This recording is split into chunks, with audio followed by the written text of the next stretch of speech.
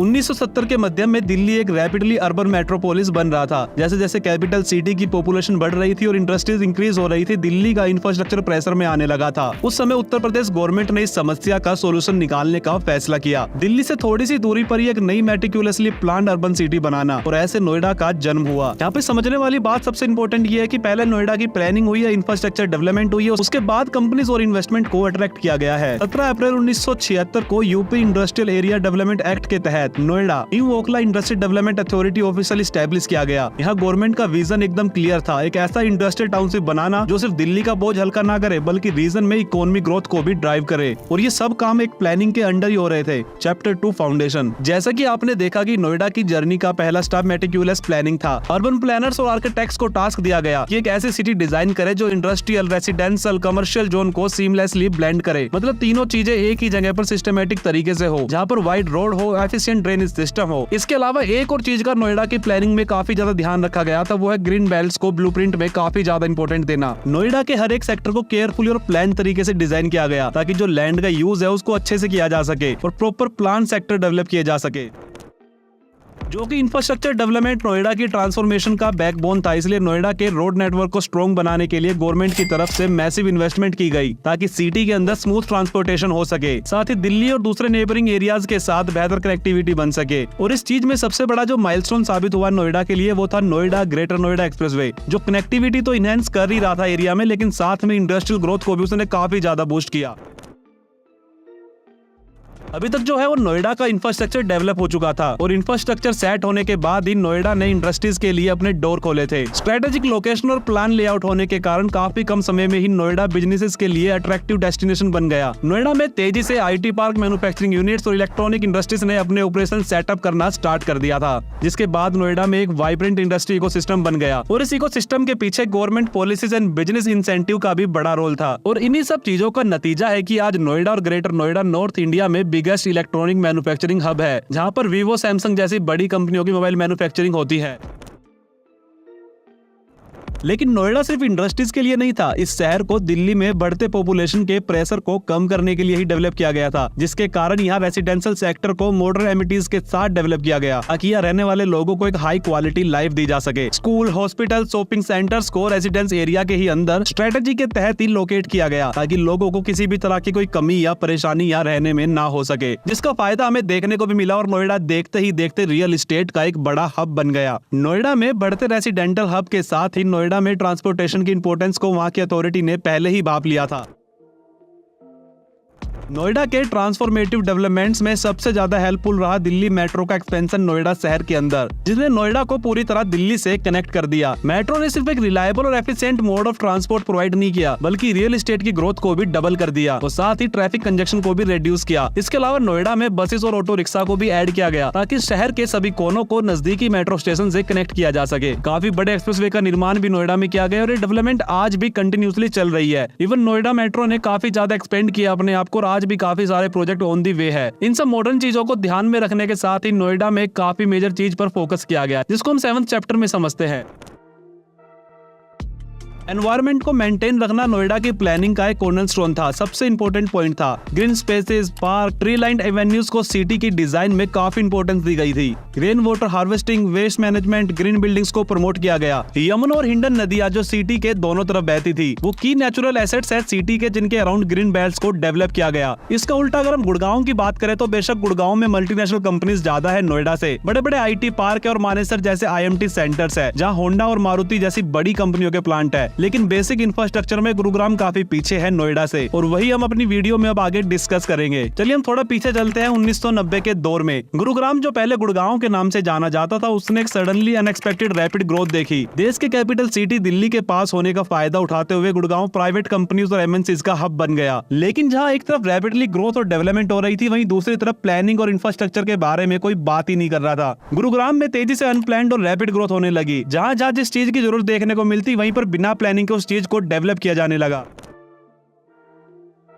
1990 और 2000 के दौर में गुरुग्राम अनएक्सपेक्टेड ग्रोथ एक्सपीरियंस कर रहा था। High rise buildings, corporate office और लग्जरी अपार्टमेंट तेजी से गुड़गांव के हर कोने में बनने लगे। गुरुग्राम और गुरुग्राम के मानेसर में मारुति के एस्टेब्लिश होने के बाद एक बड़ी कंपनीज के मैन्युफैक्चरिंग प्लांट गुड़गांव में लगने लगे। लेकिन इस रैपिड अर्बनाइजेशन के चक्कर में प्लानिंग और इंफ्रास्ट्रक्चर की जरूरतों को बिल्कुल ही नजरअंदाज कर दिया गया। टेम्परेरी जहां पर जिस सड़क की जरूरत होती वहां पे सड़क बना दी जाती थी। बिना एरिया की कैपेसिटी को जाने अनप्लान सीवरेज पाइप को भी शहर में डाला जाने लगा। यहाँ पर आपको इन दोनों शहर की हिस्ट्री में एक फर्क तो समझ आ ही गया होगा। जहाँ नोएडा में पहले इंफ्रास्ट्रक्चर डेवलपमेंट हुआ, बाद में इन्वेस्टमेंट आई, वहीं गुरुग्राम में पहले इन्वेस्टमेंट आना स्टार्ट हो गया और इंफ्रा की प्लानिंग कोई हो ही नहीं पाई। अब आपके मन में एक सवाल आ सकता है कि गुड़गांव में बिना कोई इंफ्रास्ट्रक्चर और प्लानिंग के इन्वेस्टमेंट आखिर आई कैसे? तो इसके पीछे सबसे बड़ा रीजन है इंदिरा गांधी एयरपोर्ट का एक्सपेंशन, क्योंकि ये इंटरनेशनल एयरपोर्ट एक्सपेंड होने के बाद दिल्ली से ज्यादा गुरुग्राम के नियर बाय आ गया था, जिसके बाद काफी बड़े बिल्डर्स ने यहाँ काफी बड़े प्रोजेक्ट स्टार्ट कर दिए due to cheap land availability that time, क्योंकि उस समय यहाँ पे जमीन काफी ज्यादा सस्ती हुआ करती थी, तो इसलिए काफी बड़े बिल्डर्स ने यहीं पर जमीन खरीद के अपने प्रोजेक्ट स्टार्ट कर दिए। जहाँ आज का साइबर हब है वहाँ पहले कभी खेत हुआ करते थे, जहाँ पर डीएलएफ जैसे बड़े बिल्डर्स ने अपनी प्लानिंग तो कर ली, लेकिन उस समय गुरुग्राम में कोई कमेटी नहीं थी जो गुरुग्राम को प्लान करे। गुरुग्राम की प्लानिंग अथॉरिटी मतलब जीएमडीए यानी गुरुग्राम मेट्रोपॉलिटन डेवलपमेंट अथॉरिटी को 20 साल बाद सितंबर 5, 2016 में एस्टेब्लिश किया गया था। चैप्टर 2 की शुरुआत गुड़गांव की यहीं से होती है।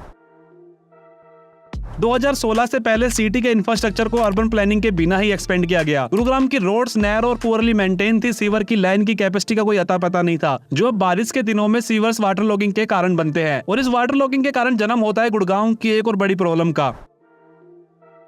रैपिड अर्बनाइजेशन और व्हीकल ओनरशिप के इंक्रीज होने से गुड़गांव का ट्रैफिक शहर का एक मेजर इशू बन गया, क्योंकि ऑलरेडी मैं बता चुका हूँ रोड्स को अच्छे तरीके से प्लान नहीं किया गया था जो हैवी ट्रैफिक को हैंडल कर सके। गुरुग्राम के पीक आवर्स में आज भी ट्रैफिक जाम्स और डिलेज कॉमन है, जो डेली कम्यूट को टाइम कंज्यूमिंग बनाता है। अभी तो फिर भी काफी सारे फ्लाईओवर और अंडरपास गुड़गांव में बनाए जा चुके हैं, लेकिन 2016 से पहले गुरुग्राम में एक महाजाम तक लगा था, जो कुछ घंटों का नहीं बल्कि कुछ दिनों तक चला था। गुरुग्राम में रहने वाले लोगों को एक बड़ी समस्या का सामना करना पड़ता है, जिसको हम चैप्टर 4 में समझते हैं। रैपिड डेवलपमेंट के चक्कर में एनवायरमेंटल इशू को भी इग्नोर यहाँ किया गया। गुरुग्राम के अंदर ग्रीन स्पेसेस और पार्क्स को कमर्शियल प्रोजेक्ट्स के लिए सैक्रिफाइस कर दिया गया। गुड़गांव की सड़कों पर आपको काफी कम पेड़ देखने को मिलेंगे, जिसके चलते गुड़गांव में एयर पोल्यूशन और नॉइज पोल्यूशन का लेवल हाई है, जो रेजिडेंट्स की हेल्थ और वेलबींग को भी इफेक्ट करता है। इवन गुरुग्राम पूरे वर्ल्ड की एक टाइम पर नंबर 1 पोल्यूटेड सिटी हुआ करती थी। प्रॉपर प्लानिंग न होने के कारण गुरुग्राम आज एक और बड़ी समस्या से जूझ रहा है।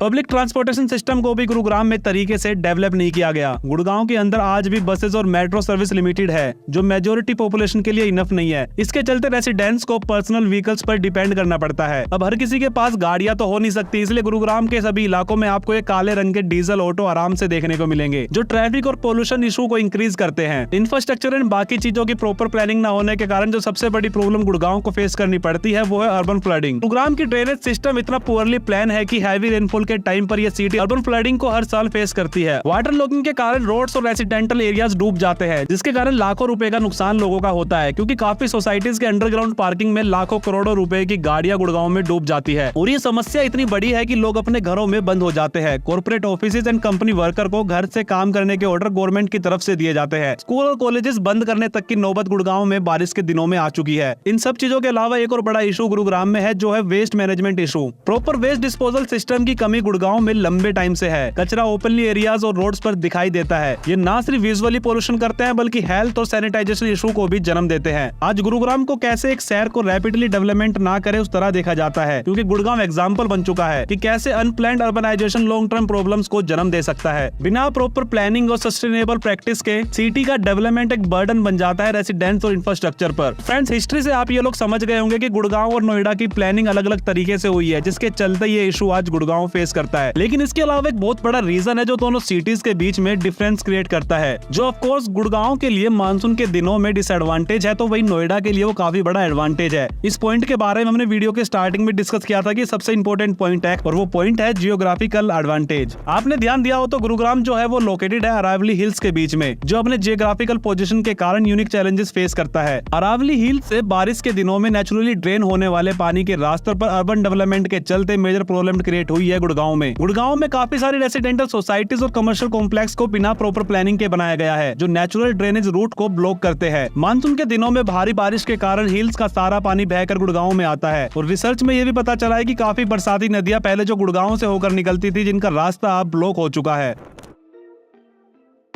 गुड़गांव में एक नहीं बल्कि काफी सारी सोसाइटीज और बिल्डिंग्स को इन एरिया में बनाया गया है जो ट्रेडिशनली वाटर ड्रेनेज रूट थे। गुड़गांव में ये बड़ी बड़ी बिल्डिंग्स के कंक्रीट के जंगल नेचुरल वाटर फ्लो के रास्तों को ब्लॉक करते हैं, जिसके कारण वाटर लॉगिंग और फ्लोडिंग कॉमन हो जाती है हर साल। नेचुरल ड्रेन्स का रास्ता तो बड़ी बड़ी बिल्डिंग्स ने रोक लिया है, पानी जाए तो जाए कहाँ, क्योंकि कोई भी alternative routes in drain water के लिए डेवलप यहाँ किया ही नहीं गया। गुड़गांव के काफी वीआईपी एरियाज बरसाती नदियों और नालों के रास्तों में बने हुए हैं, जिसके कारण बारिश के समय सारा पानी गुड़गांव के अंडरपास और सोसाइटी के बेसमेंट में भर जाता है। सभी रोड्स पर पानी ही पानी देखने को मिलता है। अरावली हिल्स से फ्लोइंग वाटर को इफेक्टिवली मैनेज करने के लिए प्रॉपर ड्रेनेज सिस्टम का होना जरूरी था, जो गुड़गांव में अभी तक एब्सेंट है। वहीं दूसरी साइड है नोएडा, और नोएडा के लिए सिचुएशन बिल्कुल डिफरेंस है। Noida on the other and तो नदियों के बीच में स्थित होने के कारण अपने ड्रेनेज सिस्टम को नेचुरल वाटर फ्लो के साथ अलाइन करने में सक्सेसफुल रही है। नोएडा यमुना और हिंडोन नदियों के बीच में लोकेटेड है। ये जियोग्राफिकल एडवांटेज रेन वाटर को नेचुरली ड्रेन होने में हेल्प करता है। नोएडा में 14 मेजर ड्रेन्स है जो सिटी का रेन वाटर को नदियों में डाइवर्ट करता है। ये ड्रेन वेल मेंटेन और रेगुलरली क्लीन होती है, जो वाटर लॉगिंग को प्रिवेंट करते हैं। नोएडा की प्रॉपर प्लानिंग इसी तरह की गई थी कि बारिश के दिनों में सारा पानी नोएडा की प्लान ड्रेनेज के चलते इन दोनों नदियों में चला जाए और नदियों में बाढ़ न आए, इसके लिए नदियों के आसपास काफी सारे ग्रीन स्पेसेस रखे गए हैं। वो हम वीडियोस में ऑलरेडी डिस्कस कर चुके हैं। नोएडा अथॉरिटीज ने वाटर पंप्स भी इंस्टॉल किए हैं ताकि एक्सेस रेन वाटर को पंप किया जा सके, खासकर नदियों के पास वाले निचले इलाकों में। ये प्रोटेक्टिव अप्रोच इंश्योर करती है कि हैवी रेनफॉल के बाद भी यह वाटर लॉगिंग ना हो। नोएडा और गुरुग्राम के बीच में सिग्निफिकेंट डिफरेंस उनके डेवलपमेंट अप्रोचेस और जियोग्राफिकल पोजीशंस में है। जहां गुरुग्राम अनप्लान्ड अर्बनाइजेशन और इम्प्रॉपर ड्रेनेज सिस्टम के कारण वाटर लॉगिंग से जूझ रहा है, वहीं नोएडा अपने स्ट्रेटेजिक प्लानिंग और एफिशिएंट इंफ्रास्ट्रक्चर के कारण इस प्रॉब्लम से लार्जली फ्री है। आपको साफ साफ शब्दों में बताऊं तो नोएडा ने अपने जियोग्राफिकल एडवांटेज को अच्छे से यूटिलाइज किया है, स्पेशली कि जो रेन वाटर है वो बारिश के दिनों में नदियों में अच्छे से फ्लो हो सके। वहीं गुड़गांव में जो हिल्स के बीच में होने के कारण नेचुरल वाटर फ्लो को मैनेज करना चैलेंजिंग हो गया है ड्यू टू अनप्लान्ड कंस्ट्रक्शंस। जहां नोएडा में पहले इंफ्रास्ट्रक्चर डेवलपमेंट हुआ, बाद में इन्वेस्टमेंट और इंडस्ट्रीज को अट्रैक्ट किया गया। वहीं गुरुग्राम में पहले अनप्लान अर्बन ग्रोथ हुई, बाद में इंफ्रा के बारे में सोचा गया। नोएडा ने वाटर लॉगिंग और फ्लडिंग जैसे अर्बन चैलेंजेस को सक्सेसफुली मैनेज किया है, जो गुरुग्राम और दिल्ली के लिए एक मॉडल एग्जांपल सर्व करता है। दोस्तों, आप इस पूरे टॉपिक के बारे में क्या सोचते हो मुझे कमेंट बॉक्स में बता सकते हो। अगर आपने अभी तक हमारे चैनल को सब्सक्राइब नहीं किया तो हमारे चैनल को प्लीज सब्सक्राइब भी करें। जन खबर न्यूज देखने के लिए आपका धन्यवाद। चैनल को लाइक करें, सब्सक्राइब करें ताकि आपके लिए हम ऐसी और इंटरेस्टिंग वीडियो लाते रहें।